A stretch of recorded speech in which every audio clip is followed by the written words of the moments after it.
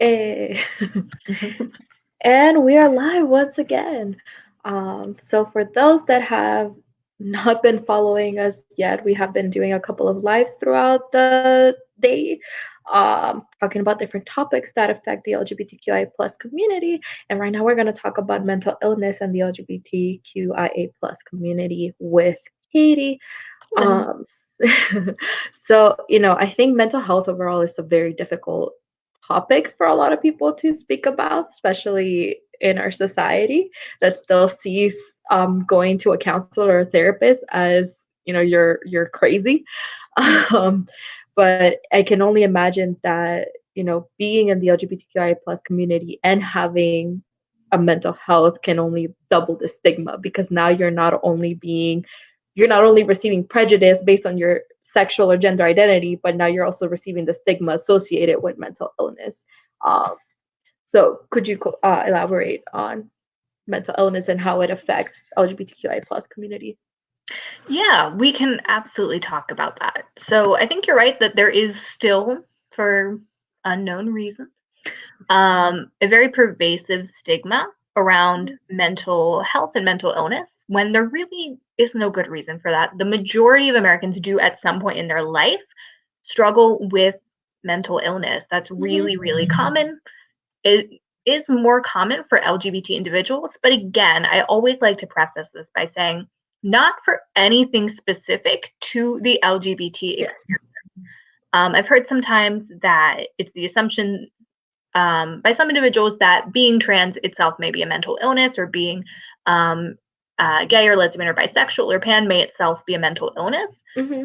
No, the science shows that is not Oh, true in any way. Sexual yeah. orientation is not something somebody picks and not something wrong with anyone. Mm-hmm. Gender identity is not something someone picks and not something wrong with anybody. And we actually have research that shows that when LGBT folks are in communities that are affirming and welcoming Mm-hmm. and have policies in place to support them, their rates of mental illness are directly comparable to that of anybody else. Yes. So, what that tells us is mental illness itself is often exacerbated and sometimes even produced by the social conditions people live in. That's an important Mm-hmm. thing to remember when we talk about the fact that LGBT folk do have higher rates of struggle with mental health. So, when we talk about the likelihood of an LGBT individual struggling with mental health, we know it's about 3 times more likely that they may experience some kind of mental health Mm-hmm. condition. They're about 30% more likely to struggle with drug or alcohol dependency, Mm-hmm. 6 times more likely to have attempted suicide. Mm-hmm. Um, and when we talk about LGBT youth specifically, some of those numbers can be very comparable or even more concerning. Um, One resource that I absolutely love is the Trevor Project. The Yes. tagline is saving young LGBTQ lives, and they're not lying. So that is a great resource for any person who is LGBT Mm-hmm. youth or supports an LGBT young person to use. They do a regular survey around mental health and mental illness and found that 39% of LGBT young people have seriously considered attempting suicide within the last year. That number goes up to more than half when we talk about trans and non-binary teens. Mm-hmm. I think we're still trying to move the needle on that conversation, and it shows in people's experiences. And some important things to remember are that if somebody um, is experiencing suicidality, it's 2 times more likely to occur if they've ever undergone conversion therapy. So if somebody has ever formally been told by some adult or some medical or mental health practitioner that there is something wrong with them or who they are, Mm-hmm. and they've been pushed into changing that, their risk of suicidality goes up double. We also know that suicide is a huge problem, and it's not the only problem people face. Even just Yes. 71% of young people who identify as LGBT report that they felt sad or hopeless for at least 2 weeks in the last year, which is just not good. We don't want our young people to be that level of unhappy. We don't want Mm-hmm. anyone at any age to be experiencing this level of struggle. So the rates are higher, it's not for reasons inherent to LGBT individuals. A lot of times it has to do with the conditions that we put up to just make lives that much more difficult for folks. Yes. Yeah. So when having this conversation, how would you start it? So if you are an individual, maybe you are part of the community, the LGBTQIA plus community, and you are having mental health issues and you don't have necessarily the best support system at home, how do you go about that? Well, that's a great question. If somebody is struggling, there are so many resources out there. You're never, ever alone. Whether you're young, whether you're an adult, whatever age you are, Mhm. you're not alone in your struggle. If somebody can't find that support that they need from their biological family, there are lots of other places that are eager and happy to support. So the Trevor Project is one that I mentioned. That's a great one. They do counseling via chat, counseling via text, counseling via telephone, whatever somebody is most comfortable with, just to support LGBT young people who are struggling. There is also the Trans Lifeline is another great resource for specifically trans identifying people who may be struggling with mental health and want somebody to connect to. Those are great places to start. But we know that mental illness and struggles with mental health thrive in isolation. Yes. So I also think wherever somebody can just find support and connection is a great place to link up with. So not to toot our own horn, but when in-person contact is possibility again, SARC absolutely does have our drop-in center, right? Every Tuesday afternoon and evening for people to connect with other folks. Yes. Hopefully soon. Hopefully soon, right? But in the meantime, I mean, things like this matter because they're opportunities for us to talk to each other about what's important. I think in civilian times, things like if there's a gay choir in your community and you're really into music, that's a great place to connect to people. There are faith groups in our community that are specifically meant to support individuals who may not feel welcomed in their faith community. And those support groups are a huge asset for people who want reconnection to any kind of spiritual practice. Yes. I think online's great too. We know that Tumblr has a very LGBT friendly reputation. Yeah, Tumblr can get a bit questionable at times, but yes, sure. It can be, and they have interesting bans going on right now. But if you can use social media to connect to the people you need to connect to, that's totally valid too. Yeah. But I think any way to connect, especially in the next couple of weeks, I think that's important to think about too. Yes. Yeah.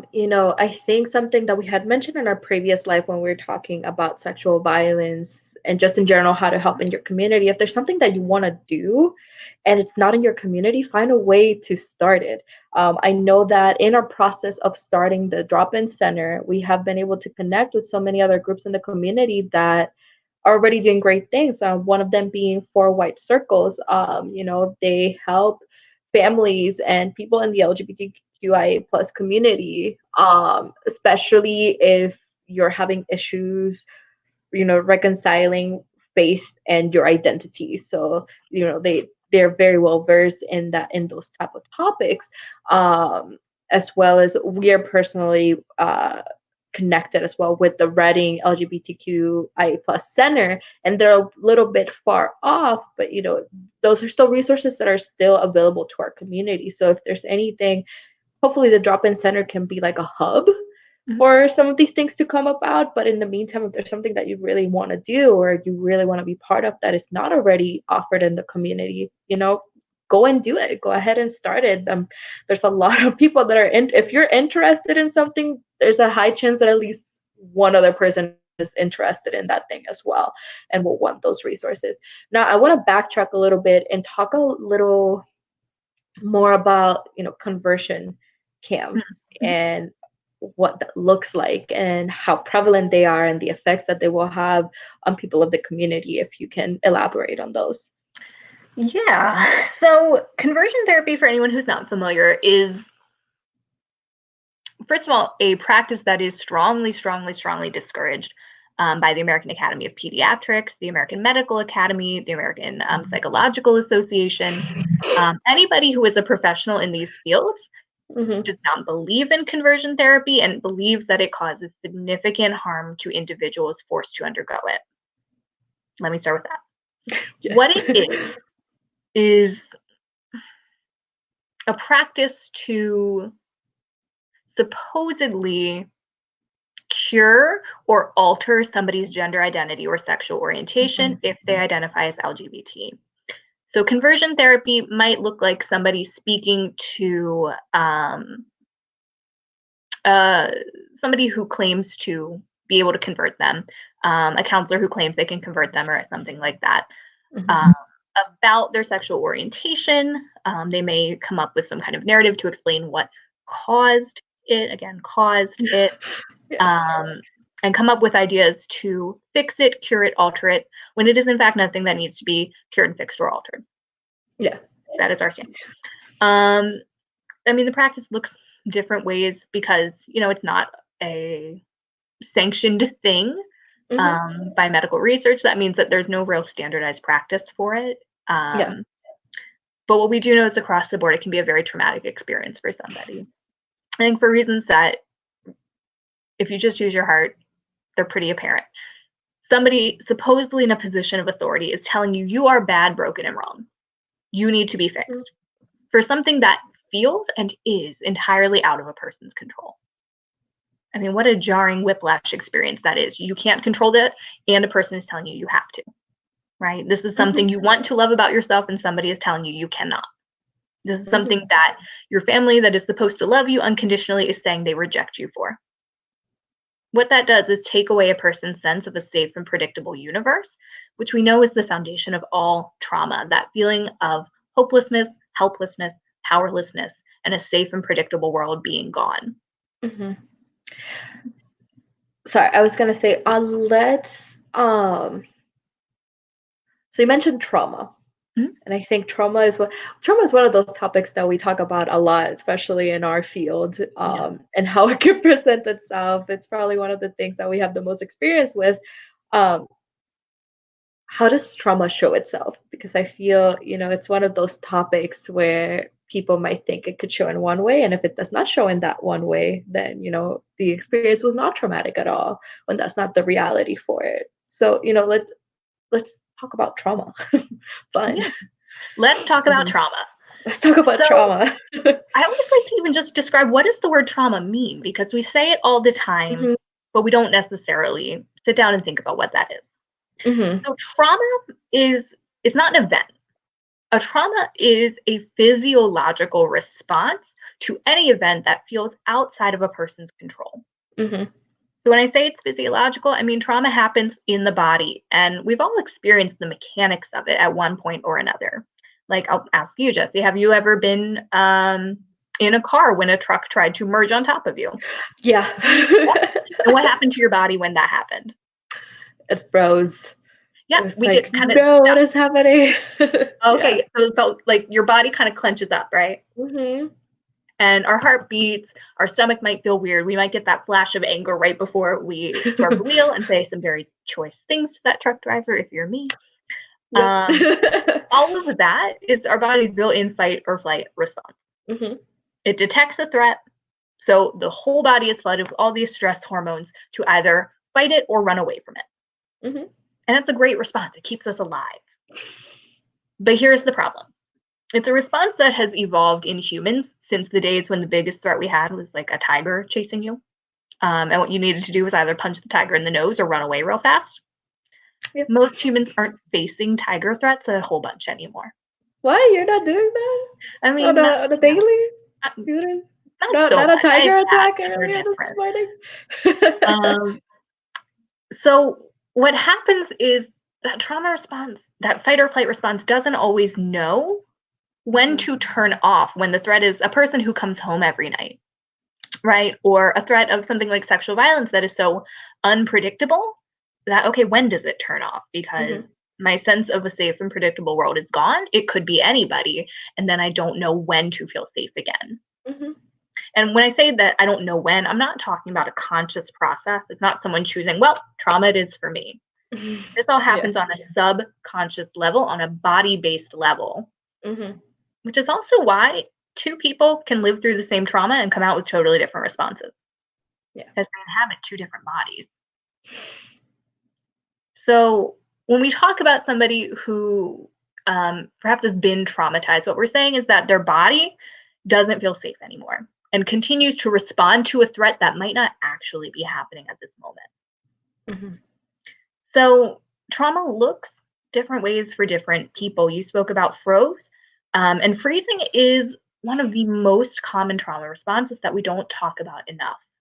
It is very, very common for a person to almost feel like they're shutting down in a moment where things are dangerous and threatening to them. Yeah.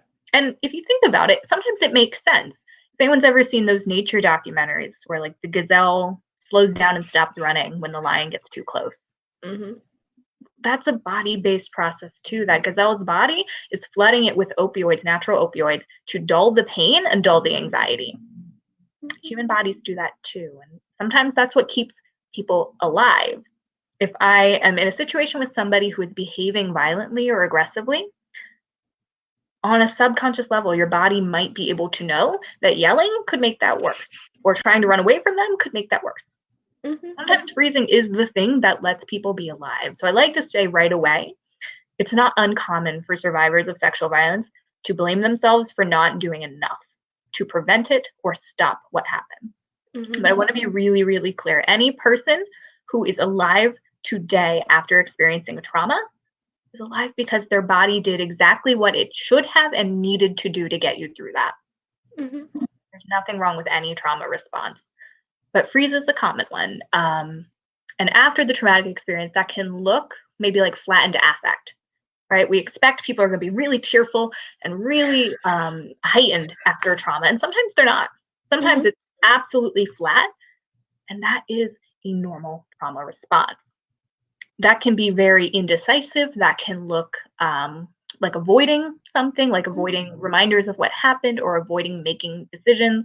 It can even seem suggestible, right? And just going along with what somebody else wants. Yeah. All of those are trauma responses, and they make perfect sense because, again, it lives in the body, and you can try to logic and reason with trauma as much as you want, but that's not the part of the brain that trauma happens in. It's in that lizard part of the brain that's responsible for keeping us alive. Yeah. I mean, on the flip side, you're absolutely right that it can look like a million things for a million people. Trauma can be heightened, and it can be angry and aggressive. It can look like an exaggerated startle response and always looking over my shoulder for what's that threat. It can look depressive. It can look manically happy, right? And so productive. I'm cleaning my whole house.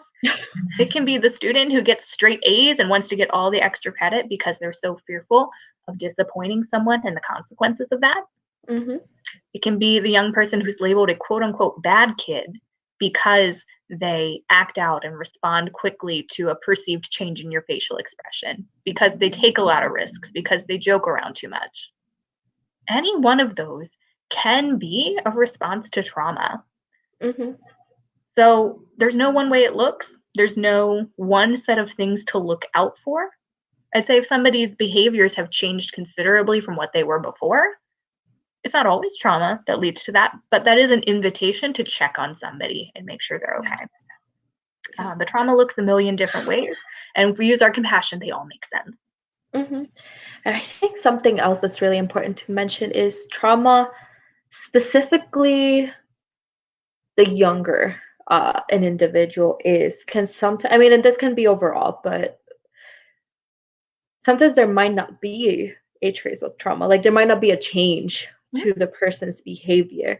And I say that it can be more common with younger individuals because, for example, if they were to experience some type of sexual assault or anything like that at a young age from somebody that is close individual to them, a family member of the sorts, we have seen that sometimes their behavior is not going to change towards that person because up to that moment, that is a person that they trusted and that they had good memories with. There's only that one little thing that they don't like about that person. It's that one little behavior that they don't like about that person, but everything else is normal. Therefore, their behavior stays normal, and it stays normal around that person as well. So, and now that is something that can happen, of course, regardless of age. You can still have that reaction to somebody, but it is something that we see more often with younger individuals. And in that token, it's something that can happen with any sort of trauma. That, it might have not just been sexual violence, it could have been physical violence, it could have been anything else related to an individual or not. But then if you have other memories or other more positive interactions with that individual or that thing, it might not necessarily change everything, every behavior around that thing or person. It might just be that there's that one thing or situation that you don't like.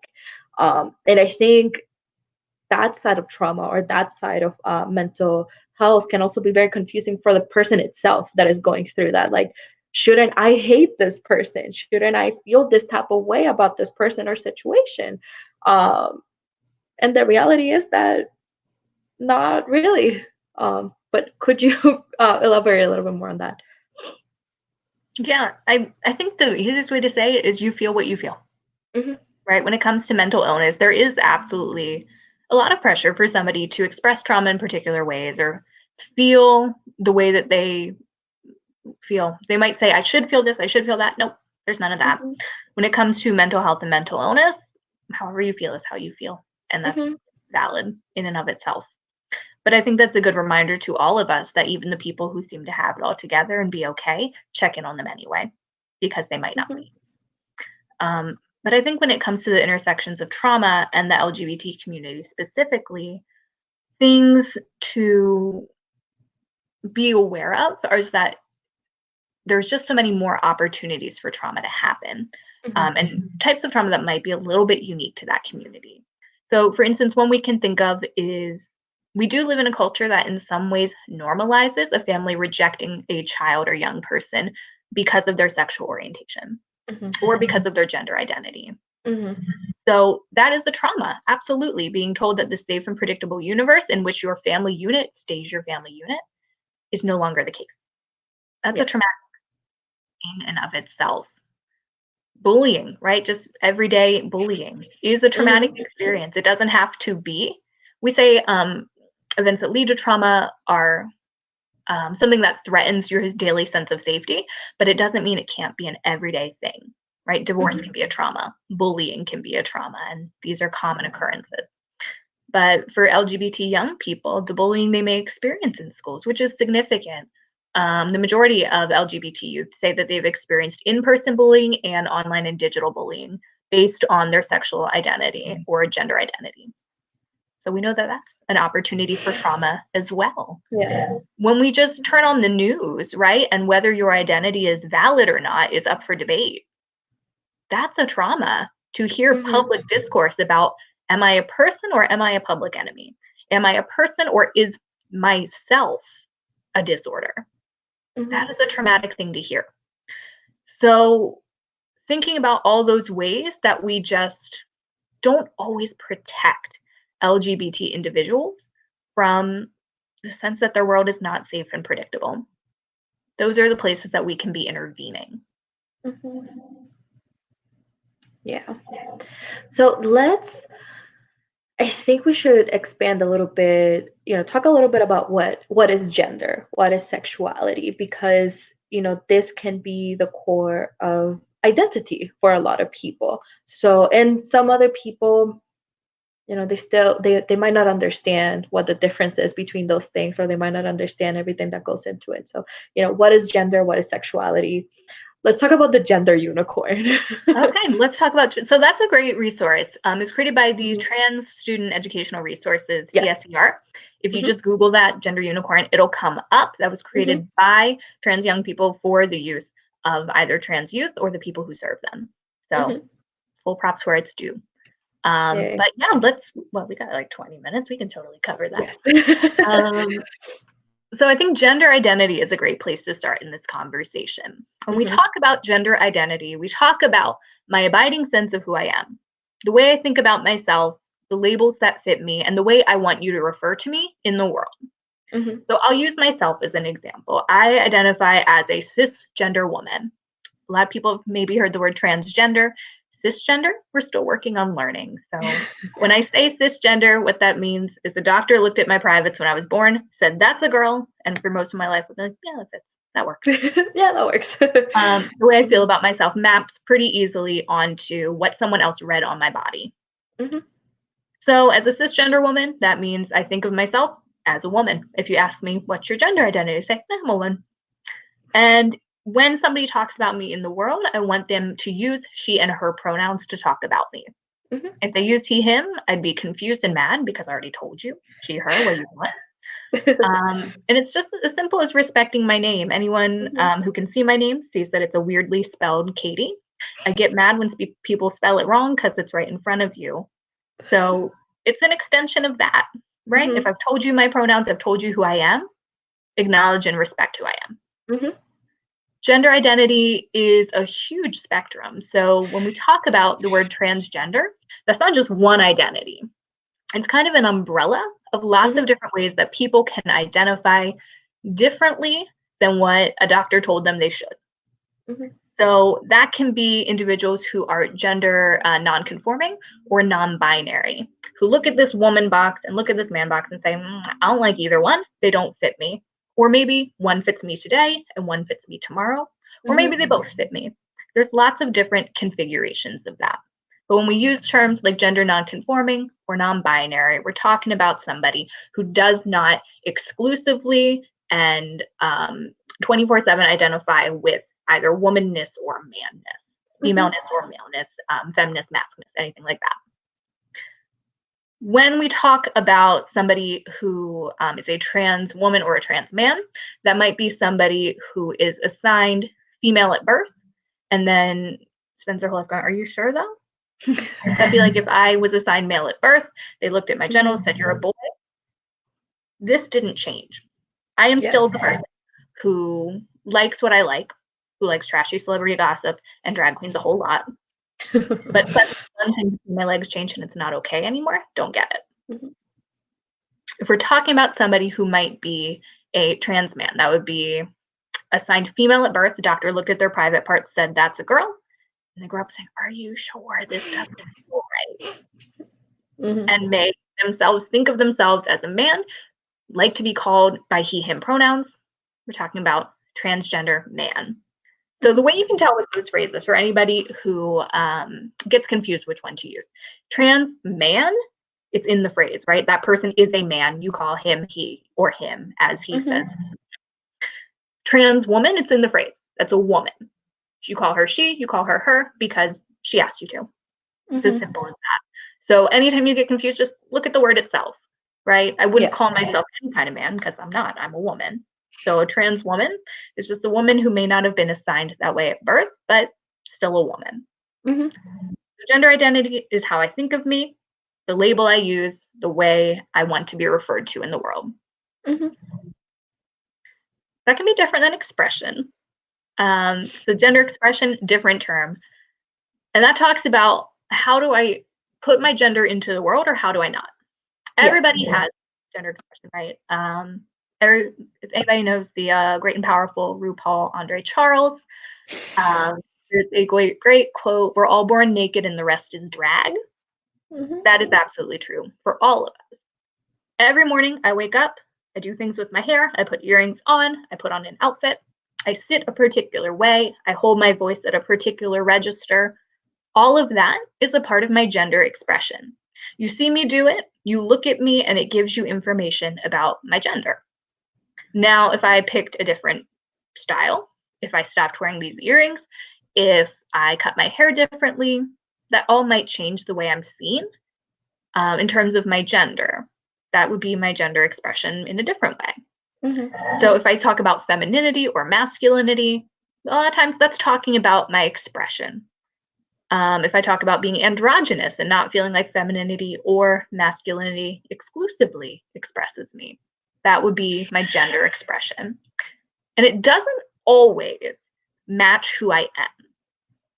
So there's safety reasons people might not express in a way that truly tells you who they Yeah. are. For instance, if I was a trans woman and I was born with assigned male at birth, born with male genitalia, it might not be safe for me to wear clothes from the women's department to my high school or to my job.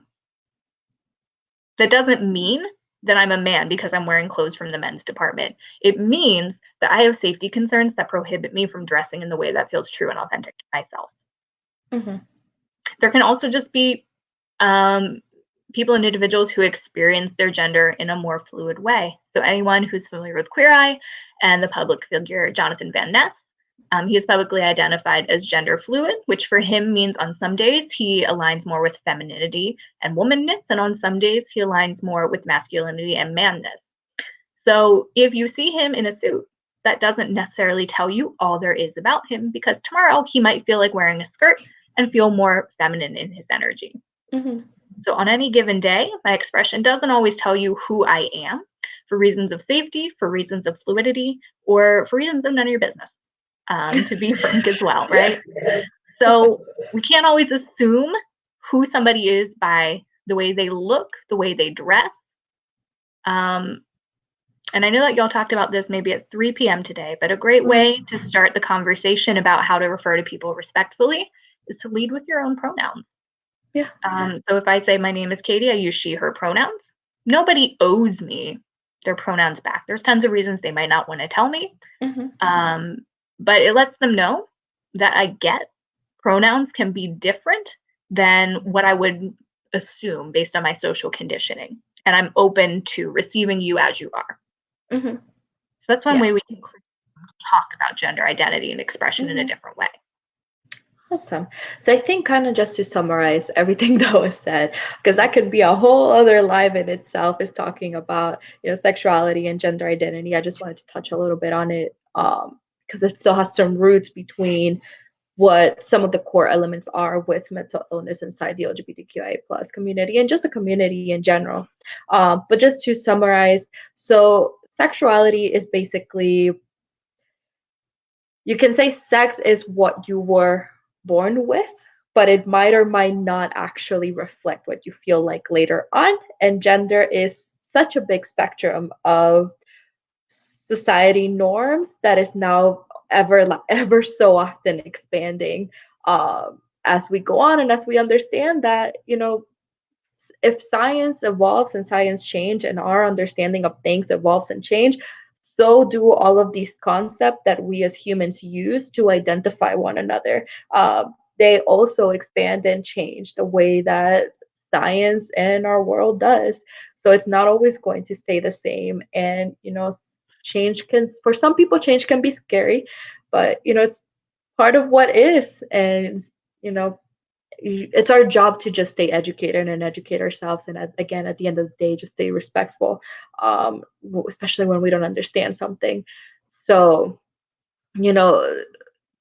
I think there's this belief that we are, for some people, there might be this belief that we are all, either you're a woman or you're a man, when in reality, like, even at an anatomical level, we have such varying degrees of uh, hormones for each, like male hormones and female hormones. I mean, and you have people that would be considered intersex, right? And when they are born maybe with both anatomical parts, or even if they not, they have such high degrees of differences between what would be male hormones or female hormones that can give them different qualities, and they might not even fit any of like the standardized normatives that we have created as a society.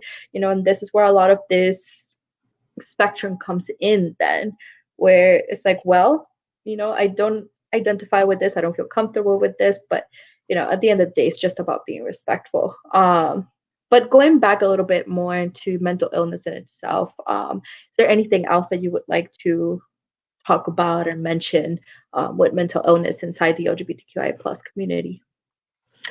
I think that important points to remember are, number one, it is somewhat more common for LGBT individuals to experience mental illness, but it's not for reasons inherent to them or their community. It has to do a lot with, do we as a society create opportunities to thrive, or do we not?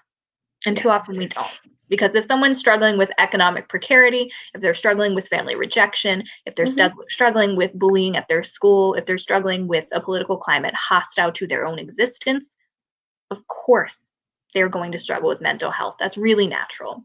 So there are things we can all do every day to support a world where LGBT individuals have the ability to thrive more so than they may right now. But I also like to pair that with reminding people that the LGBT community is also a very resilient community with a lot of unique strengths that are important to emphasize and build on every day. There's actually been a good amount of positive psychology research on LGBTQ individuals and LGBT-specific coping mechanisms. And there's some traits that are just more fully present in the LGBT community than we necessarily see anywhere else. So some of those might be creativity and creative outlets, right? We know that LGBT individuals have a long history of using art to cope. And art can be a great tool. So finding ways to express creatively what somebody is experiencing is an awesome coping mechanism that's widely available. LGBT individuals often have greater rates of self-knowledge because when you're figuring out your sexuality in a world that tells you it's not real and valid, you have to know and be pretty darn sure of yourself to show up. So that is an incredible resource that people have available too. This is not a conversation that says LGBT people are suffering fixed at them. It's a conversation that says our world can do a better job of nurturing LGBTQ folks' talent and resourcefulness and resilience. But there's a lot of resourcefulness and resilience and talent there already that can be built on and recognized by us better. Awesome.